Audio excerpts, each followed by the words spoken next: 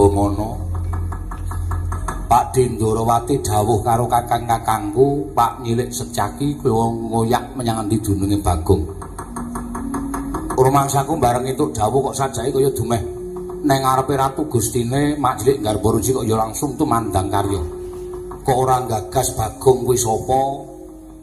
Terus Bagong kuwi apa? Kok do arep mentala karo Bagong ki nek aku melu mentala kekuatane Bagong ki sepira?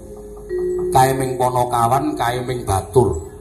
Nek nganti dikeroyok karo kakangku loro karo Mak Cilik Garbaruji, Bagong cilik loro, gedhe aku sing kelangan. Ya, ora bakal negake kowe rung tekan ketemu Bagong, aku wis ketemu karo Bagong.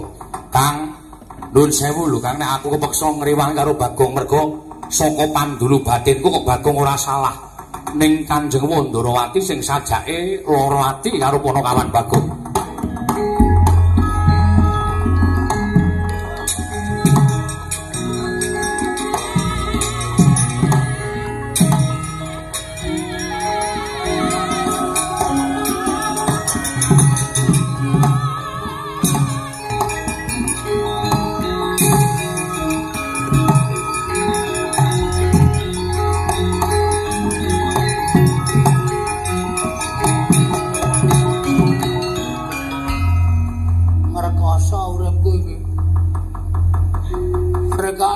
Mangsuli pengendikaning Sundarawati ning Sinuwun Kresna ki pancen piyayi digdaya tur dasare titis Sang Hyang Bathara Wisnu.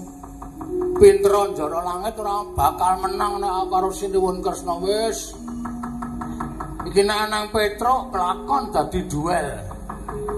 Agandeng aku ming dhewe dedeg piatek ya ming semene gek tanganku cupet arep wani ya ora ndikadet jayan. Ora wani kok rumangsaku kok Semar kok mido dienggo cecenan ki lahir batinku ora trima tenan. Ya, mulih nang Karangka jempel tak kandhake bapak. Nang nganti bapak muring nang Ngamarta, oh wis ora ana wong sak Ngamarta sing bakal iso nrenggalangi kridane bapak.